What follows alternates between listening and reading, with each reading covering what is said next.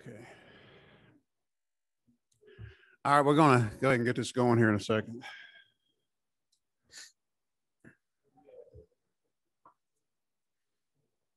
Did you get your packet? Get your packet on that? Oh, no, show them that. Oh, look at that.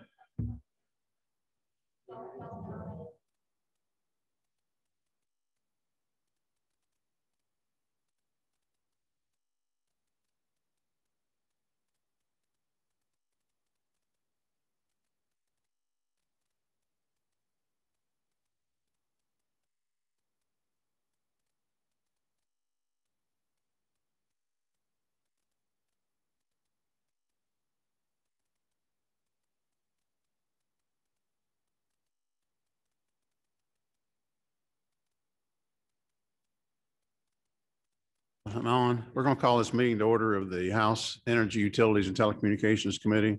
And today we're having a hearing. We're going to hear from Georgia Power, Jeff Grubb, who is the Director of Resource Policy and Planning with Georgia Power, Greg Ford, who's the President and CEO, Georgia System Operations Corporation. And then I think from MEAG, Stephen Jackson, Senior Vice President, and Chief Operating Officer of MEAG Power. I think he may be on Zoom, but wanted to have this hearing today to kind of get an update on preparedness and what these different providers do. I think especially regarding the grid. Just have some. I think a lot of people probably have questions about that, especially after the extremely bad weather that's hit parts of the country and seemed to have done, I mean, from what I've read anyway, more damage down in Texas than any place else. And it's we have a different situation here in Georgia. So, but I think it's a good idea to hear from these people. These are the experts, and let them tell us about what they do, how the grid interoperability is different here in Georgia and the Southeast than it is in Texas. And but they know what they're going to tell us. I'm going to with that, I'm going to introduce or recognize. I think we have first Jeff Grubb, Director Resource Policy and Planning with Georgia Power. Thank you, Mr. Chairman. Hopefully this I can hear that it works. Well, thank you, Mr. Chairman, members of the committee for having us here. My name is Jeff Grubb. I'm the Director of Resource Policy and Planning at Georgia Power Company. I'm on the team that's responsible for long-term generation planning, which is looking out into the future, figuring out what generation resources we need to meet future customer needs. Texas has put a shining light on this part of our business, but it's one we've been doing for a long time. We've got a lot of success here in the state. With the House bill that was set up in the early 90s that allows Georgia Power to go through our IRP process. The other entities in the state have processes that have led to a lot of success in Georgia. We've had challenges, we'll have challenges, but looking forward to talking about that more today.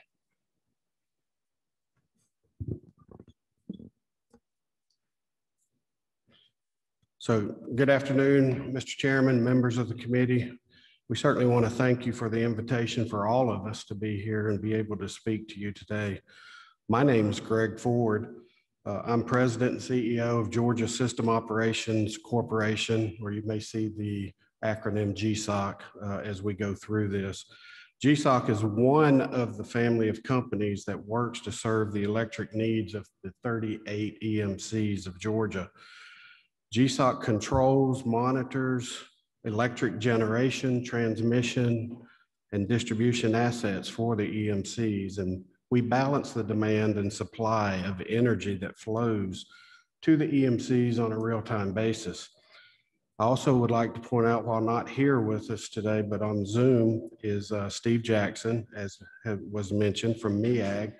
He is also available for questions or comments as we go through the presentation. I look forward to discussing operations with you and responding to your questions today. But I'm going to turn it back over to Jeff and allow him to walk through the first stages. Thank you, Greg. So what we wanted to do today was we'll talk some about ERCOT, We aren't ERCOT experts. There's still a lot of information coming out of what happened at ERCOT, but we'll talk about some of the things we have learned and seen from that. And then I'll go through long-term planning and how we look at generation planning in the state, specifically the reliability aspects of that. And then I'll turn it over to Greg to talk about the day-to-day operations and how we do that in the state. Then I'll come back and talk some about the investment we've put in the actual wires and grid in the state. And then we'll let Mr. Jackson add any comments there. So if the slide presentation, I don't know how we're working that, but once it's up, okay, great. So the next slide on ERCOT. So I think the main thing on ERCOT that we can take away is that what happened in Texas was very tragic. It was highly impactful. It's obvious that it was a once in a century type of event that overwhelmed the grid there in Texas. And so there's going to be a lot of studies, a lot of learnings coming out of that for the whole industry, for the whole nation over several months and probably years. It's a very complicated issue, a lot of moving pieces, but we do know a few things that we can take away from that and then talk about how we are different here in Georgia. One is the market structure in Texas. And so what the slide is showing is there are three grids in North America. There's the Western Interconnection, which is really the southwest of the Rockies, all physically interconnected out there with each other. The Eastern Interconnection, which we are part of, that's the world's largest machine. That entire interconnection is physically connected between all the entities and utilities on that side of the country. And then you have the Texas Interconnection, which is run by the Electric Reliability Council of Texas, or ERCOT. So what that lends itself to is when Texas has events like they had last week, they have they are much more constrained from being able to lean on some of their neighboring utilities. I think Greg will speak to that a little bit more later, but they're limited in what they can do by getting help from their neighbors. In the Eastern Interconnection, we're all very coordinated within the state, within the Southeast, and on up. And so you're able to balance across a larger area. Texas was not able to do that. The other aspect of their market is that it is a deregulated energy-only market, meaning the generation plants are owned by certain entities, the transmission wires are owned by certain entities, the operations are governed by a different entity.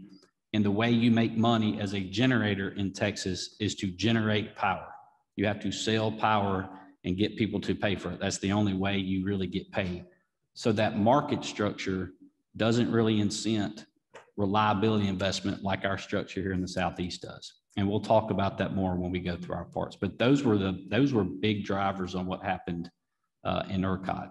When you look at what happened last week in February, there were two major drivers that we know that happened.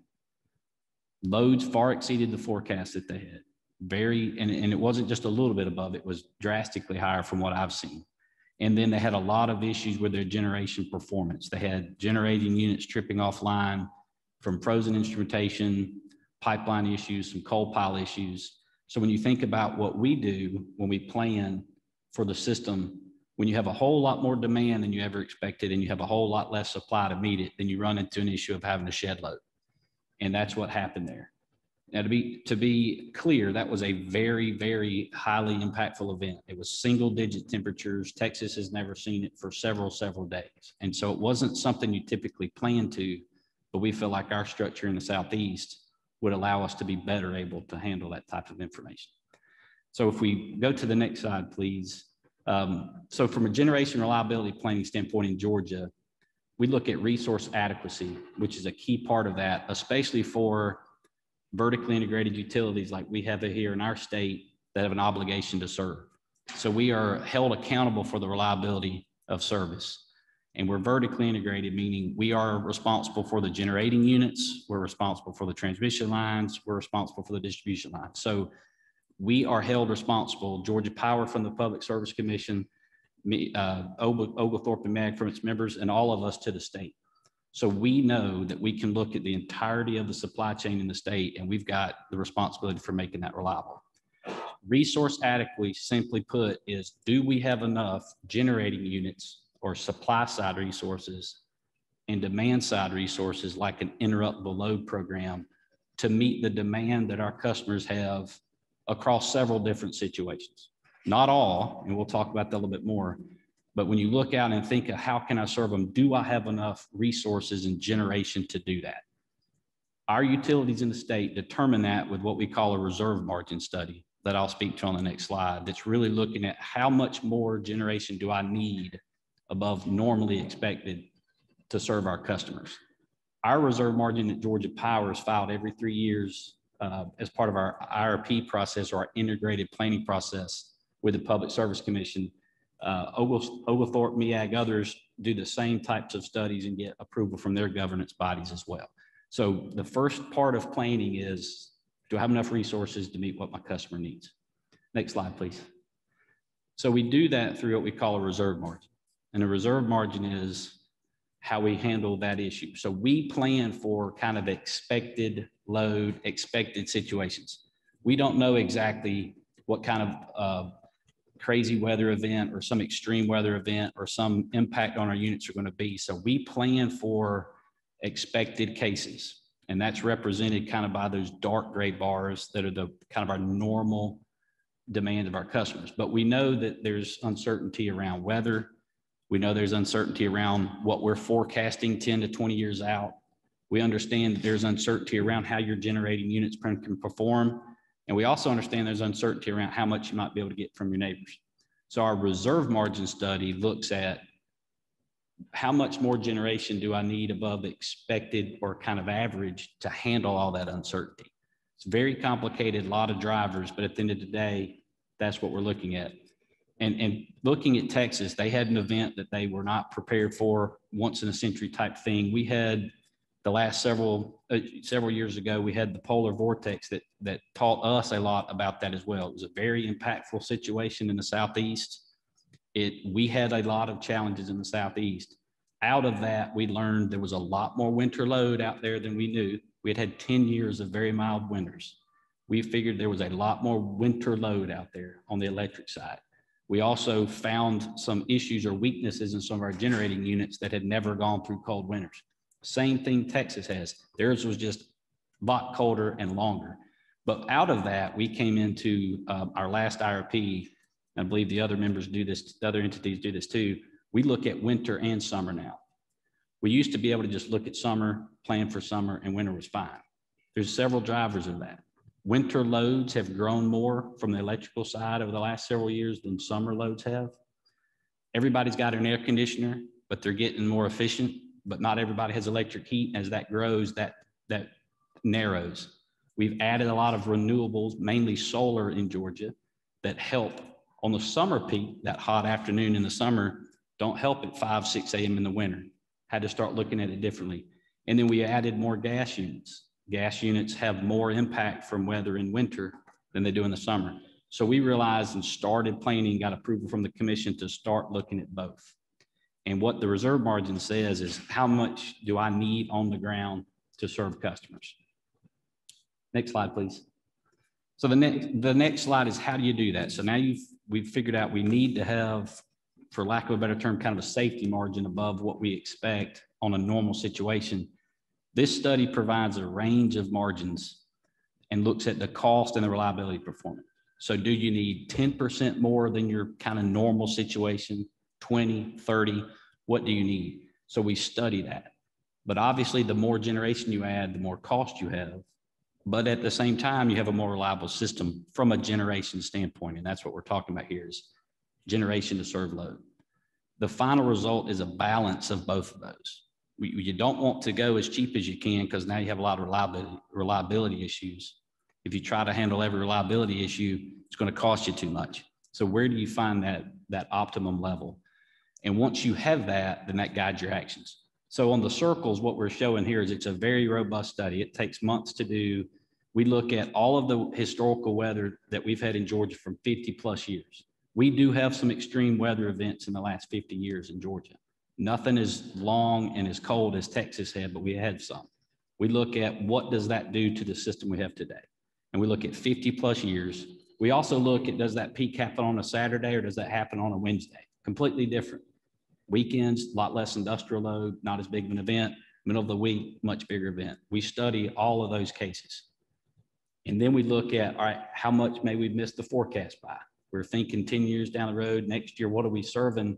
There's error in that. So what happens if your loads grow a lot higher, just like Texas saw? And then what happens with your generation outage? We do all of those studies, thousands and thousands of simulations across a range of resources. So we end up running 700 or something thousand cases and looking at what the system looks like.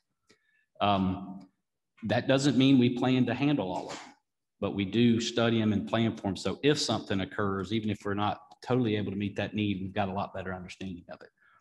At a minimum, we make sure that we have a projected once in 10 years at worst reliability. So we want to make sure that in those hundreds of thousands of situations on the reserve margin or the amount that we pick, you don't have an outage more than once every 10 years. We usually perform better than that, but that's a minimum. So we could spend hours and days on just that study itself, but what we're looking at is all those different factors and where do we want that number to be? I'm sorry, next slide, please. So once you've figured out my reserve margin needs to be this many more megawatts above my expected load, you've got to be able to have resources to meet that amount. So when we look as in the state that we need X number amount of megawatts, you've got to make sure that you can count on them. And so there's other components of a reliable system. And this gets to where we're different than Texas as well. So we maintain a very diverse generation resource mix in the state from a technology standpoint, and you can see that on the right. That's Georgia Power's, but the state is similar. They're very diversified too amongst MEAG and OPC. We also, not only from a technology standpoint, we also diversify our fuel supply basins. So for a gas unit or a coal unit, we get those from different suppliers. Transportation on fuel, whether it's bringing in rail cars of coal or pipelines of gas, we diversify. So it's somewhat like a stock portfolio. The more you diversify, the more you reduce your risk. But we make sure that we've got those resources that help us meet that need. The other big part that we're able to do in this state that I think we'll see is some of the issue in Texas is investing in those resources to make sure they're available. They're not always available, but you've got to do everything you can do. A big part of that is firm fuel supply. So we get firm transportation for any gas units. What that means is when we contract with a pipeline to bring gas, we pay for and reserve our part of that pipeline that we always have access to. So when you see things like winter demand drives up pipelines, we have our reserve spot. Very important that we have that. We do not plan on a gas unit that does not have that. We also have oil backup. That's come in handy. You don't need it very often, but when you need it, it's very helpful. And we also have gas storage that's in the Southeast for us to take advantage of. So if there's an issue with some supply getting into the pipes, we actually have storage that we can put into the pipes and get to our plants. So we make sure that we've got a very firm fuel supply to those units. Coal and nuclear have it on site, whether it be a coal pile or nuclear, that only has to be refueled every year and a half or so. So they're firm. The other big piece is an operation and maintenance spending. So we, in the state of Georgia, are able to invest in those units to make sure they're available from a reliability standpoint, whether they run or not. So the graphs on the right show energy mix, which is just how much they actually run and put kilowatt hours on the grid, versus capacity, which is the ability to do that. So if you look at like a nuclear part of that, nuclear is not a huge part of our capacity, but it runs all the time because it should. That's what it's built for. So it's a lot bigger part of energy. You've got units like a oil-fired CT, which is a combustion turbine or basically a jet engine. You don't run it very often at all, but when you need it, when it's really cold and it might only be every few years, you need that unit. We're able to invest in that unit whether it runs or not. In Texas, that unit wouldn't make any money because it doesn't dispatch and run and make money in the system. So we are able to invest in our resources to help us meet that reserve margin so we can count on it. And then we also have an integrated transmission and generation planning. Generation doesn't do you any good if you can't get it to where it needs to go with the wires. So we are all in the state invested in and responsible for both of those. So we're able to make sure that the transmission system is invested in, removes congestion so that these generation resources can actually run and supply customers like they need to, and vice versa. Generation helps transmission as well. So it's integrated. Again, the point here is you've got to figure out how much you need and you've got to have resources that are able to serve that need. And so that, in the state of Georgia, we are able to invest in the resources we need to make them available. Again, we do not plan for perfect reliability. There are events that if we could have a difficulty of having enough generation to serve load. If we had single digits for several weeks like Texas, several days like Texas, we would struggle. However, by how we go through our planning, we would be a lot better able to accommodate that than some other areas do, and we would be able to move forward with that. So that's the planning side of the house. What I've always said we do on the generation planning side of the house is we're forecasting and building the fleet of the future that operations are going to run one day. And that's what Greg does. So I'll let Mr. Ford speak through operations. Thank you, Jeff. So as Jeff has talked about planning, which both MEAG and the EMCs as well, we all do, and appropriately. The resources there, it's planned, and operations then is simply there to put all of that planning in action. And that's really what what we do as we go forward. We're looking at the week ahead, day ahead, month ahead, and we're putting the plans and the resources that we have that are available. And I say available because we have to do maintenance on our units and things like that. So as we get closer to that real-time time frame, we're coordinating all of that activity as we go forward. As you look at that next slide, I'm sorry. As you look at this slide, I do want to point out the number one word on that slide is coordinated. MEAG, GSOC, Georgia Power, we have an operations environment where everything is coordinated and we work together. Not only do we have long-term strategic agreements for operations with each other, but we also have them with our neighboring utilities that support us when the grid gets stressed, as you heard from Jeff. So this means if a generator fails, we have the combined capability of all of our resources to help mitigate the impact of that system or that generator, which improves our resiliency across the state. The reliability of the transmission system is equally critical. In Georgia, we use this integrated transmission system that provides strong interconnections throughout the state, throughout the Southern Company balancing area, and then throughout the neighboring utilities. So we can't stress that enough about the interconnections and the strength of the transmission system that we have, especially as it branches out past the borders of Georgia. So I'm going to, as I step through these bullets on the short-term operating plan, the planning horizon talks about talks to the shortness, and we get to that time frame. As we get closer, we begin talking about the operating horizon. We are communicating on a daily basis about plant and fuel availability. You heard a little bit about that. Any operating constraints that exist. Our daily plan to serve our customers and energy needs. So this happens weekly, monthly, daily, hourly as we go through. Transmission outages plans are confirmed in advance, work together again with all three companies. Near-term generation maintenance and constraints are coordinated. In real time, our utilities operate and maintain a robust system that's capable of alerting operators to alarm limits, events so that actions can be taken to preserve power supply and transmit it safely and continuously across our system. Georgia Power actually performs multiple contingency analysis during the day and communicates any redispatch or issues directly to each of us, and we follow that direction. So what happens when the weather event that becomes a risk to the system?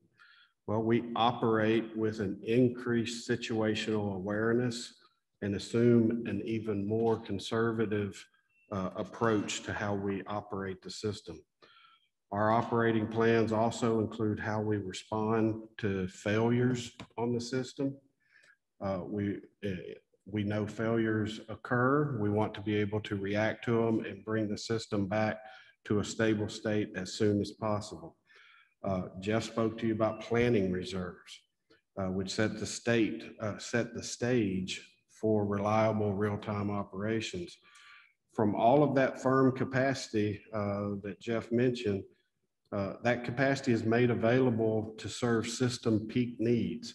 Plans are put together to serve each day's unique energy and demands as we go through the seasons. Part of this is carrying what's called operating reserves.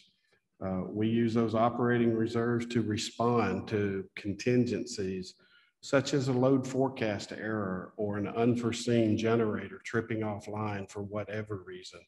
And I do point out generators trip. It doesn't have to be cold weather or anything like that. So we have these additional operating reserves. We work together and we respond to those events. Again, for extreme weather, operationally, we increase that conservative stance to better handle whatever the winter weather may throw at us. You see the NERC reliability standards bullet there. So in addition to everything that we do to being safe and reliable, I should say it goes without saying that all of us follow strict compliance standards on the reliability and the requirements set by NERC, which is the Electric Reliability Organization of North America.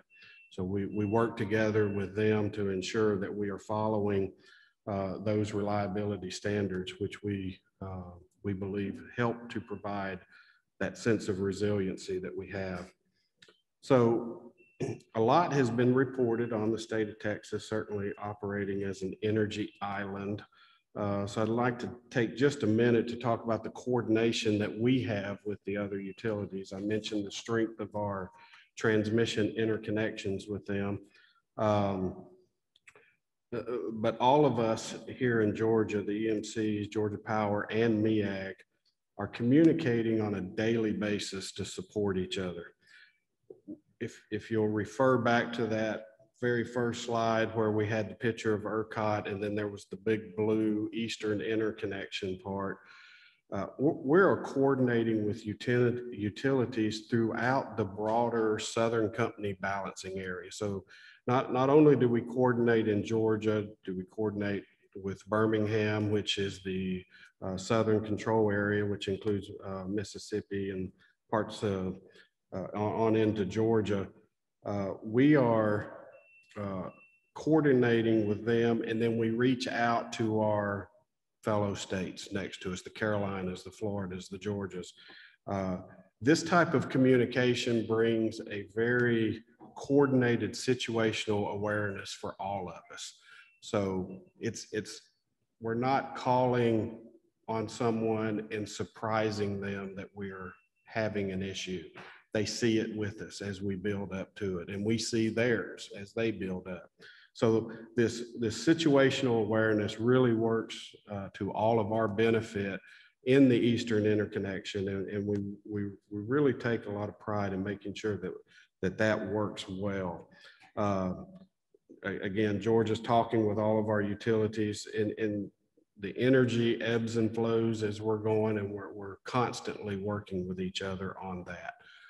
If you go to the next slide, please. There's certainly been a lot of news coverage of the failures of the generation that went into the facilities in Texas due to the frigid temperatures, frozen instrumentation, frozen coal piles, as well as frozen turbines. Could there maybe be, is there another one past that one? No. Should be two more slides. Uh-oh. If not, we'll speak to them. Yeah, so I'll just speak to them. So as I said, there a lot of discussion in the news about these frozen instrumentations, coal piles, and turbines. So I'd like to turn to that topic of winterization.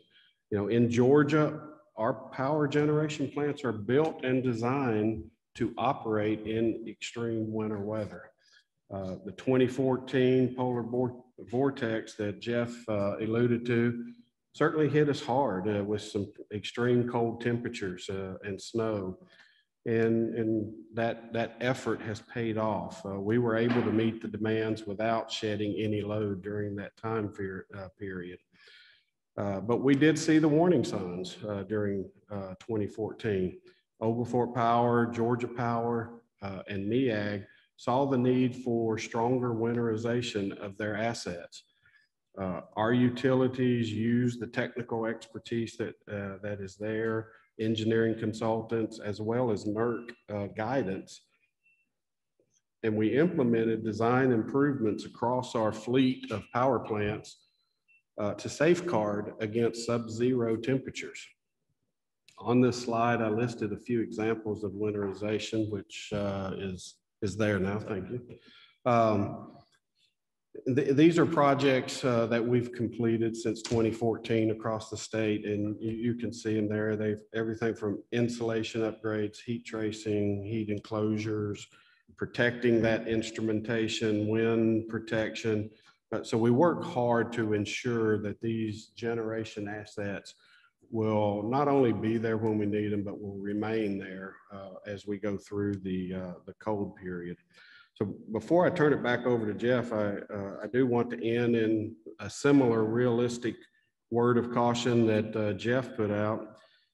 Even with the strong interconnectivity that we have with other states and the extensive costly winterization of assets of extreme events, of our assets, the extreme events can still take place.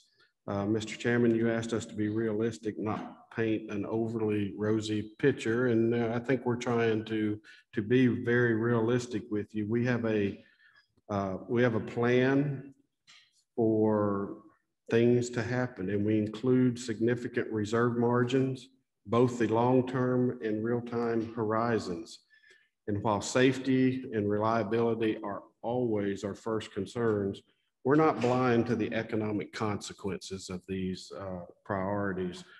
We strongly believe the safeguards and prudent actions we are taking are in the best interest of serving all of our customers reliably and cost effectively. So Jeff, I'll turn it back over to you. Yeah. Thanks, Greg.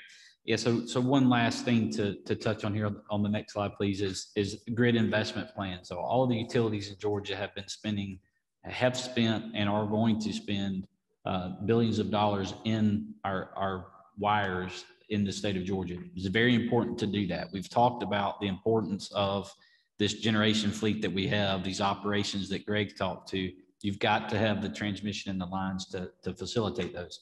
So we have all been replacing aging transmission equipment. You know, the state of Georgia boomed, we grew and built a lot of that infrastructure. A lot of it is 40 years old or so. We are proactively going out there and looking at those older pieces of equipment, hundreds of substations, hundreds of miles of transmission lines, and updating them and upgrading them before there's failure to improve the reliability of that transmission grid so we can facilitate all this generation flow within the state and within our neighbors. We're also looking at the reliability of the distribution system. So those feeders that are going down to the customer's facilities. We've looked at a lot of outage history, and we've gone and targeted improvements in the areas that do not have the reliability level that we would like them to have. And so we're working on hundreds of distribution feeders.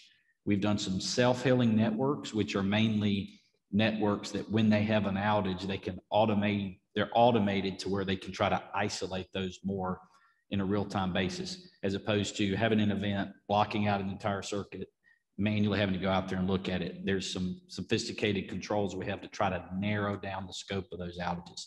So doing a lot on that because again, it's important from a reliability standpoint that you've got the generation out there to supply customers and the wires to get it to them.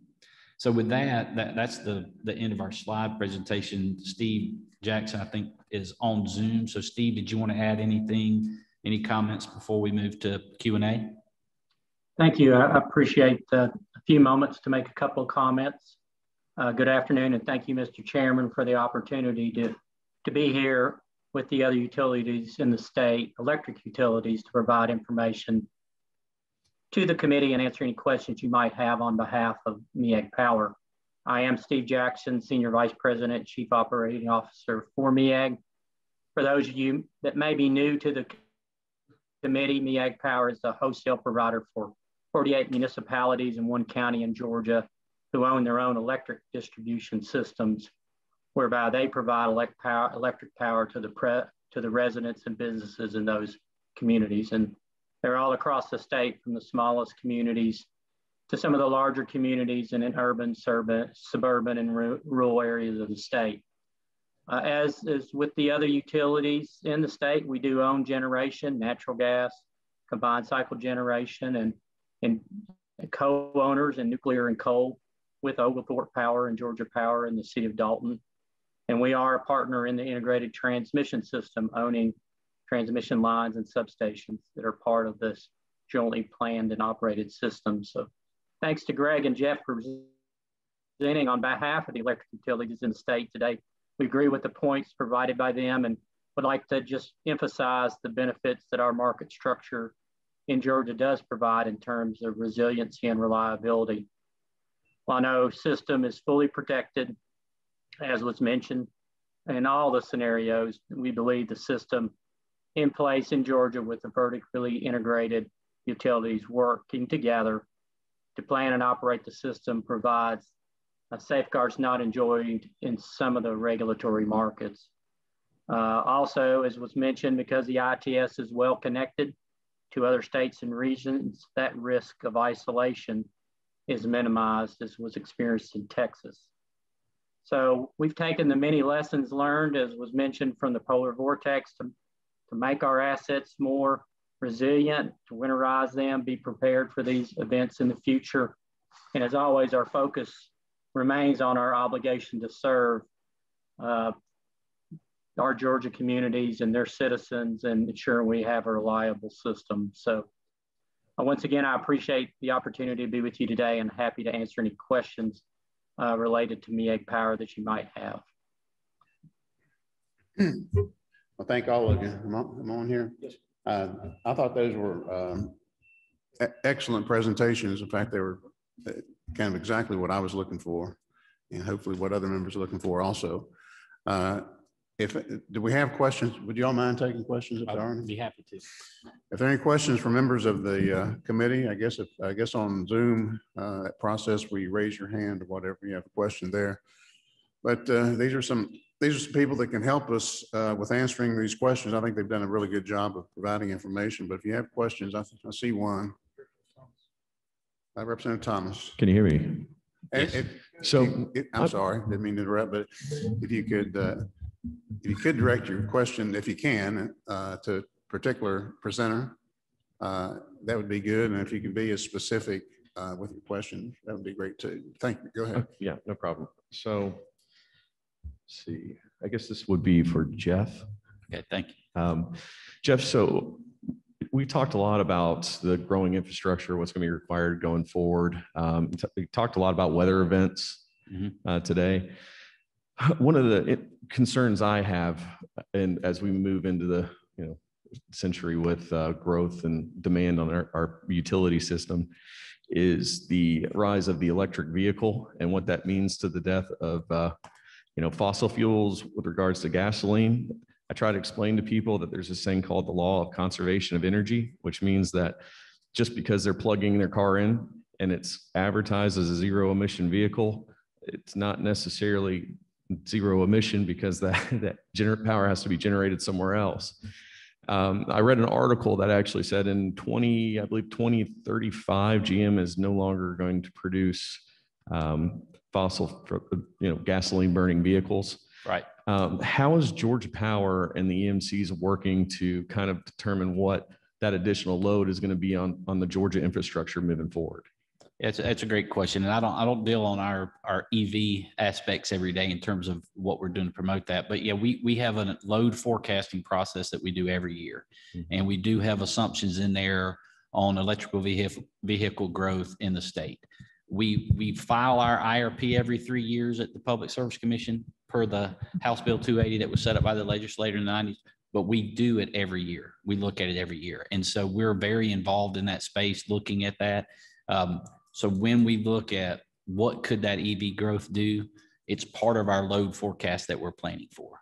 If it were to grow faster, I don't know that it would be so fast that we wouldn't keep up. I mean, obviously it takes a while to deploy some generation resources, but it's part of our forecasting process. I think that it's, generation units are pretty large, and so how much headroom you have to grow into it, but it's part of our load forecasting process.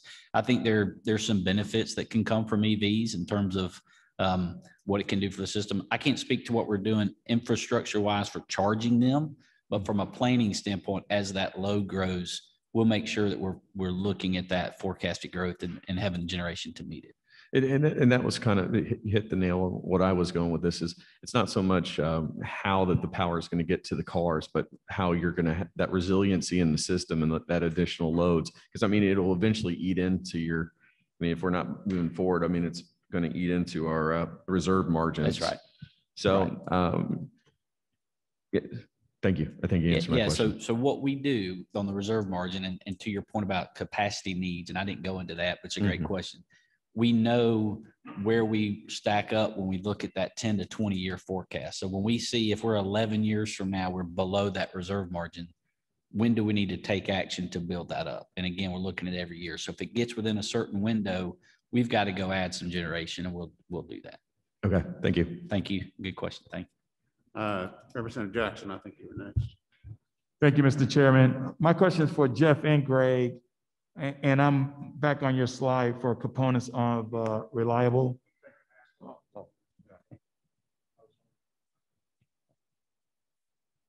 So my question is for Jeff and Greg. That's the Navy commander coming out too. That mask was really holding you back. It's great. We hear you great now. We hear you great now. So my question is around the Georgia Power energy mix and capacity. Mm-hmm. And you may not have the answer today, but I'm interested in if you took the same diagram and said, what do we look like in 2030 for Georgia? Mm-hmm. 2040. Right. Right. And now, from a macro perspective, that's one thing, but there's definitely an answer, as the good gentleman asked, when we start looking on load, sharing and how that energy mix and what that capacity looks like for our renewables, mm-hmm. natural gas, etc. Because as more companies obviously are coming to Georgia, right, and they're bringing some highly sophisticated technological capabilities, plants, right, that's going to draw on our grid significantly, and so that's what I would be interested in. If you said 2030, this is what we anticipate our energy mix and our capacity looks like, and that helps us from an economic development standpoint mm-hmm. on what that looks like, because as Georgia continues to grow, I see our population going to continue to grow. I see more homes, like in my district right now, one neighborhood, 1,300 houses, they're all geothermal, they all have solar, mm-hmm. and they're all energy, efficient. This is right. 1,300 homes. Right. Right. And so they're making a significant investment. And I'm just curious, again, you may not have the answer right now, but I'm curious on what that looks like from right. a macro perspective.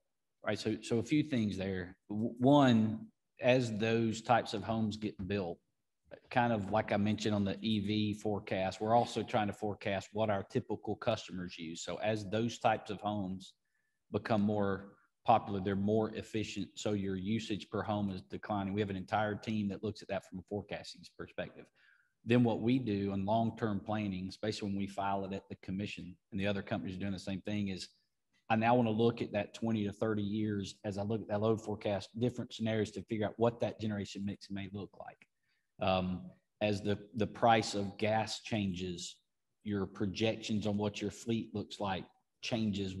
Is it put more pressure on coal, and does the gas look better? As renewables have declined in price, we see more of those. we don't often commit that long-term because we're over every 3 years where we're making those decisions. So we aren't really committing to what exactly 2030 looks like. We do kind of that next step, but we do take that into account in the IRP. We run multiple sensitivities. We look at different gas prices. We look at different carbon regimes. We look at a lot of different sensitivities and say, where do we think the fleet may go? We don't know because many different things can change, but we don't commit to them until we have that need and we go to the commission and commit to them. So there's a lot of moving pieces in that, but as those companies come in that want certain types of resources, we're trying to figure out how we do that because we plan for all customers. But there are a lot of moving pieces. The industry is really facing a lot of change from those standpoints. So we actually have about one of those pop up a day, it seems like, to try to figure out where do we go there. So I think you look forward, I think renewables have to have a role. I think storage is the big next step for us. We're just now getting into that. What does that look like? So from an energy mix standpoint, it's really hard to know right now. We don't have to commit to what exactly 2030 looks like yet, but we will project it so it helps us plan us to get there. I hope I answered some of your question. Greg can speak operationally, I believe. I won't go too much operationally, but I would like to add a little bit on it from at least from our EMC perspective. Good question, by the way. You know, we're really proud of where we are with the mix and where we're headed with the mix, and as is all of Georgia is, I'm sure. You know, 30% of the EMC's energy requirements right now are supplied by emissions-free generation. And quite honestly, when Vogtle 3 and 4 comes into the picture, that's going to increase up to about 40%. Of course, with Georgia Power and MEAG together, theirs will increase as well.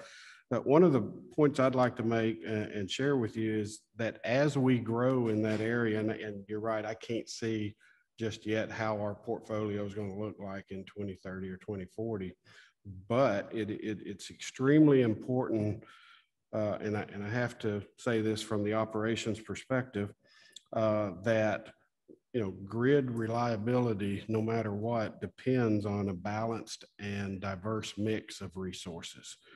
So as we continue to discuss various proposals, the EMCs and the family of companies, as well as the rest, MEAG and Georgia Power, are very mindful of that balance that we have to make. Clean energy is extremely important to us. Reliability is important as well. So we evaluate every climate proposal through that lens of affordability, but also reliability and then impact to the communities of Georgia electric co-ops that we serve. So just a little bit of addition to that. Thank you. And if I might just speak for MEAG Power just briefly, our energy supply is primarily nuclear. We were a big holder of nuclear power. About 61% of our supply last year was nuclear, and about 24% was natural gas. Together with our hydropower, we were 69% non-emitting. When we look at our future resource supply, we do expect to be adding renewables, just as the other utilities mentioned, balancing that with some type of storage, and then reducing our reliance on fossil fuels, particularly depending on how the legislative and regulatory scheme moves in Washington. But we have a very strong base supply right now, but we do expect to need to be transitioning over time into more renewables and probably some reduction in fossil fuels, as long as we can keep the renewables reliable. Thank you. Who's next? Representative Singleton, you had a question. Yes, sir. Thank you. My question is going to be for Mr. Ford. It kind of applies to everybody, but actually piggybacking off of my colleague here, Rep. Thomas's question earlier. We've talked about the long-term impact of EVs, but specifically for the EMCs, because the regulatory relationship with you guys. I'm tracking some of the fee credits and the way you're incentivizing EV owners in particular to charge at night and certain hours. And I think I understand the way all that is working. Are we seeing any daily demand peak times. For example, I know that, the amount of power you generate actually varies based on the time of day as well. So if you could just briefly talk about, I know it's very micro, we've been talking really macro, but just on the micro level, if you see any changes or impact to that, your ability to produce that right power at the right time, at the right moment in the day. And then also just at a very briefly, if there's anything that you foresee that we should start working on the legislature to help, solve any potential future problems you see that may cause, that we can get ahead of it. Thank you. Thank you. Good question. And, the strategies that our EMCs have, I don't really have purview for that as far as any rates or time of day or anything that they would use for the charging of those resources. As far as the load coming in because of the charging and the different times that we see it, we will see it in aggregate as it bundles up to the transmission level. There needs to be good planning coordination so that we want to, certainly as a transmission level system, incentivize the charging during the off time period so that you start levelizing that load across the day. Don't add to the peak or add to a problematic time that we're already having trouble with. So we're, at least in our side, we're working with our EMCs to ensure that they have that knowledge and understanding, and then they will in turn put forward their plans to meet that and adjust accordingly. So again, back to my one slide, it's all about the coordination and all about the communication, and we have that plan in place to go forward. Any additional? Yeah. Did that answer your? Thank you. Thank you. Representative Meeks. Thank you, Mr. Chairman. Excuse me. I just want to make sure I understood you right. In terms of at Vogtle 3 and 4 coming online, does that add an additional 10% capacity generation for that carbon-free area? Is that, did I read? I think you said 40% would be after Vogtle came online. Did I hear that correctly, or? Well, so from an energy standpoint, it'll take up a bigger share because it runs so much more. But yeah, I think for Georgia Power, when we look out to once Vogtle's on, we're around 44 right now. We're a little less than that. So yeah, it brings on, actually have the number to take a second to look at. And I guess the reason for that question is obviously that'll be in addition to your current capacity mix. Do you anticipate any of that mix changing once Vogtle 3 and 4 come online and retiring any aging units of any kind? We could. I think from our standpoint, Vogtle has been in our long-term planning models for years now. And right. So when we look at the evaluation of do you keep a coal unit or do you not, or do you add solar, it's underlying that. So it does bring that good base load generation. So other units that until then that are running more base load will back off because it'll be the cheapest ones on the system. So is that a marginally dispatched coal unit? Is it a combined cycle gas unit that runs a little less? So yes, you would expect it to take some of that production from someone else, but it also frees them up, right? So that base load is great. So now in the peak times that Greg's spoken to from an operations standpoint, you got some other resources now that can do that because Vogtle's coming in as that. That's where I was headed to. So yeah, thank you. I appreciate it. We capture that in our evaluations. And so renewables that we project forward, all of that gets put into some of our evaluations. Greg, anything to add to operations? No, that was good. Well, as a farmer, power grid is important to us with tobacco barns burning in the summer. And depending on who you ask, whether it's the EMCs or Georgia Power, as to which one is more reliable, I think it's still up for debate. But we do appreciate y'all keeping the power on. Thank you for what you do. Well, we partner and we compete, so it's a fun relationship. It is. So. Thank you. I think that's all. Any questions on the folks on Zoom there?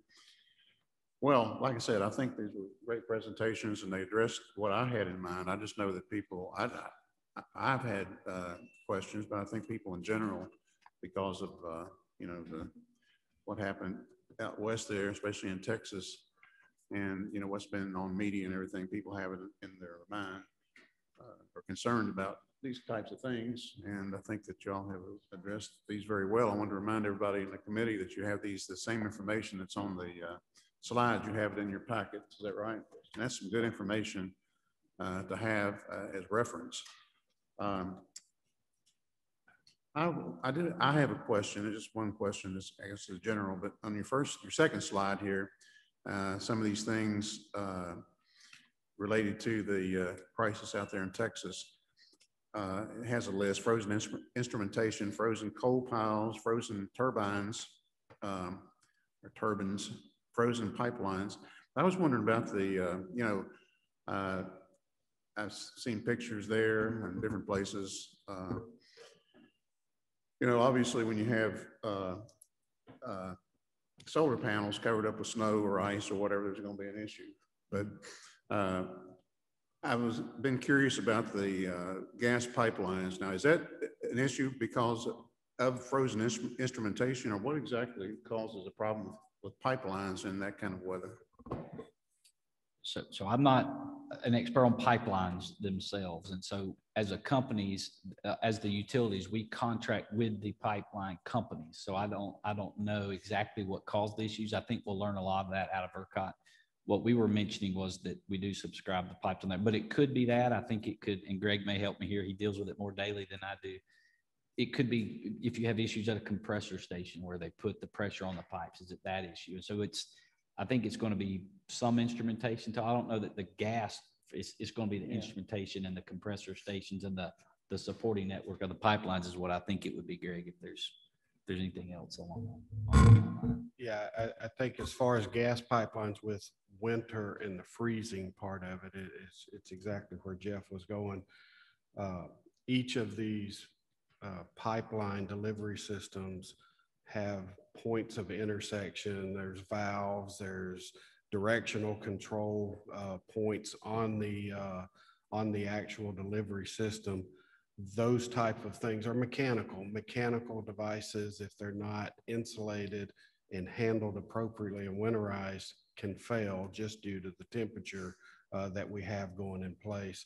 And then, to Jeff's point, not really knowing the full impacts of Texas on the supply side of it, I don't know that we can answer that yet until we start hearing more information coming out. Okay. Well, with that, I think we're right up against the time we have to get out of the room anyway. But I want to thank you all very much. In fact, I want to give you an opportunity, if you would like, Jeff, Greg, and Stephen, if you have anything you'd like to close out with, closing comments or anything, you're more than welcome to. I would just say thank you for the opportunity to be here. This is something that we think about every day that doesn't get a lot of attention. I actually said that my wife doesn't really know what I do until this happened to her brother in Texas, and now she really knows what I do. So I think it's great for us to talk about it. I think we've got a lot of success in the state. We work, we appreciate the support that the legislator and the PSC provide us, that partnership, that good constructive relationship that we have to help move the state forward. And we've got a good process in place. So we appreciate the opportunity to come out and talk about how we do these types of things. Appreciate so the opportunity. And I'll just add, thank you for the opportunity. And, from the EMC perspective, the family of companies perspective, safety and reliability are always our first concerns. And we work very well in our partnerships with Georgia Power, MEAG, as we provide that reliability across the state. And we think that's a very strong perspective for all of us to be in here in Georgia. Thank you. Steve? Yes, thank you. Just one closing comment. As I mentioned earlier, we do take an obligation to serve our customers. All of us do, very seriously. And in planning and ensuring the systems are reliable is a key part of that. As was said earlier, we work very cooperative. We compete in some areas, but we all work very cooperatively to make sure the generation and transmission system are as reliable as we can make them. So I think the cooperative relationship, as was mentioned earlier, is a key in the success we have here in Georgia. Thank you for the opportunity to cover that today. thank you all. I think you provided it in my mind anyway, exactly what I thought we were looking for. It's a lot of help. I wanted to remind the members of the committee that, especially the newer people, I think everybody else knows this, but all these entities are great about providing information. If there's a question that has arisen or arises to you after this that you need information on, they're always great to come back and provide information, provide help. So with that, thank you all for being here and providing these presentations. Thank you, members of the committee. And with that, we are adjourned.